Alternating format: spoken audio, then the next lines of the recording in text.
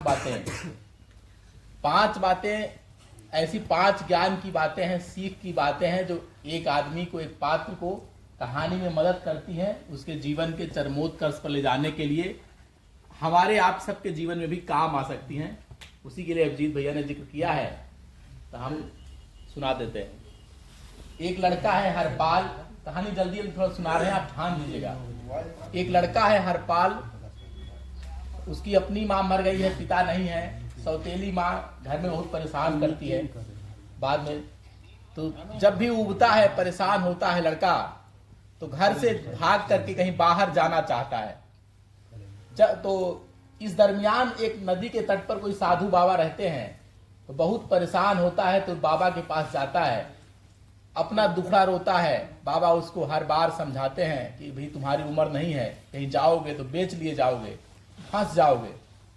हरपाल हर बार बाबा की बात मान करके अपने घर में रह जाता है। होते होते करते करते एक समय ऐसा आता है कि उसको लगता है कि हम घर में रह नहीं पाएंगे। बाबा से जाकर बताता है कि हम घर छोड़ ही देंगे।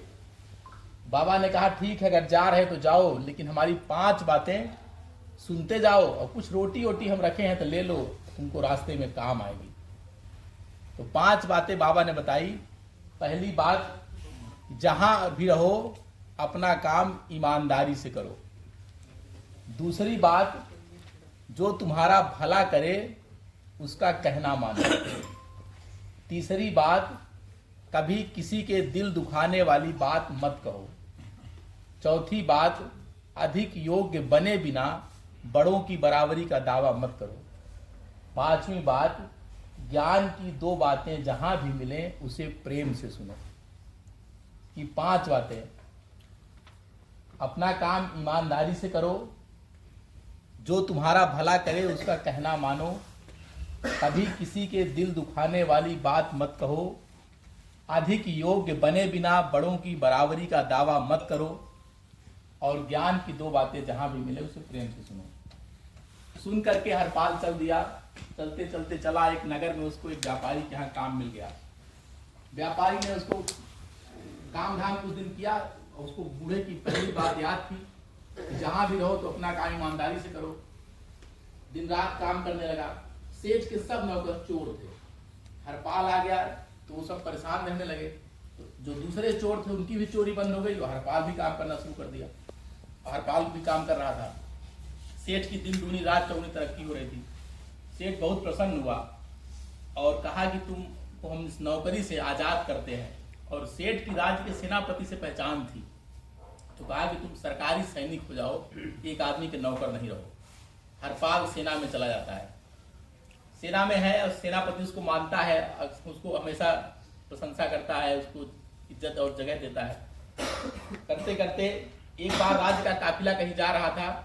रास्ते में ऐसी जगह पर पहुंचा जहां आसपास दूर दूर तक कहीं पानी नहीं था। सब प्यास से मारे मरने लगे, परेशान थे। राजा का अपने प्यास से बुरा हाल था। तो राजा ने सेनापति से कहा कि भाई कहीं पानी वानी आसपास हो, दिलवाओ, मंगाओ, नहीं मर जाएंगे, हमारी जान चली जाएगी। सेनापति ने कहा कि भाई सैनिकों की सूची मंगाओ, इसमें हरपाल नाम का सैनिक आया है क्या?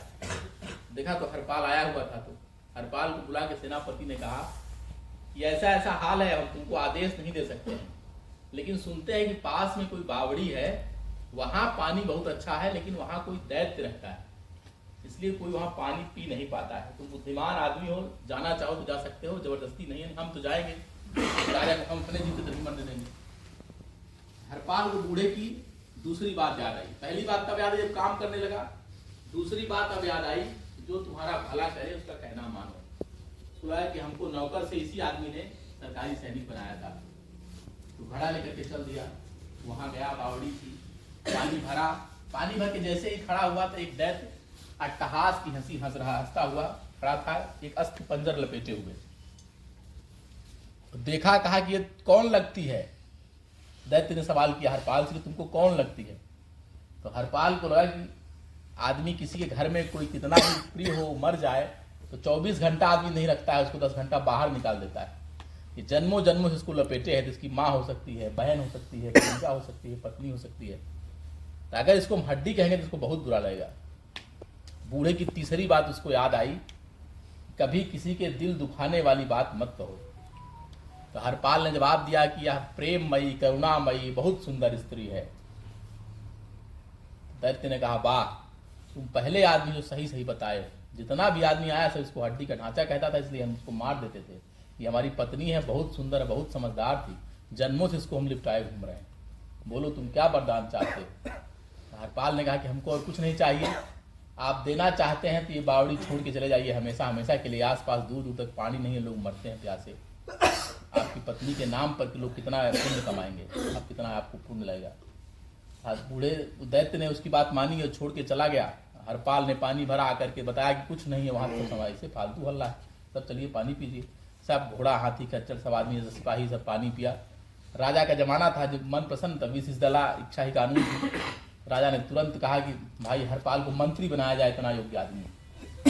हरपाल राज्य का मंत्री हो गया। राज्य का जो प्रधानमंत्री था वो राजा के खिलाफ षड्यंत्र कर रहा था बहुत दिन से। हरपाल को चूंकि बूढ़े की पहली बात अभी भी याद थी कि जहां भी रहो अपना काम ईमानदारी से करो। हरपाल के आने से व्यवस्था टाइट हो गई, उसको षड्यंत्र करने का जगह नहीं मिल रहा था। तो उसको लगा कि अगर अपनी बेटी हम विवाह कर दें हरपाल के साथ तो ये दामाद हो जाएगा, एक योग्य आदमी षड्यंत्र में साथी बन जाएगा।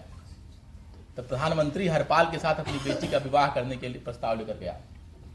प्रस्ताव सुनाया तो हरपाल को बूढ़े की चौथी बात याद आई कि अधिक योग्य बने बिना बड़ों की बराबरी का दावा मत करो।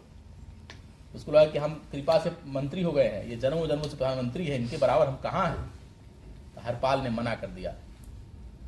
प्रधानमंत्री को ये और बुरा लगा कि हम अपनी बेटी का विवाह करने को तैयार हुए, कल का छोकरा मना कर दिया। तो उसने उसके मारने का षड्यंत्र बनाया है और एक जगह 2-4-10 जल्लादों को नियुक्त किया और कहा कि एक आदमी राजसी ठाट बाट में मंत्री के वेशभूषा में आएगा और पूछेगा कि काम हो गया कि नहीं हो गया और उसको मार देना है।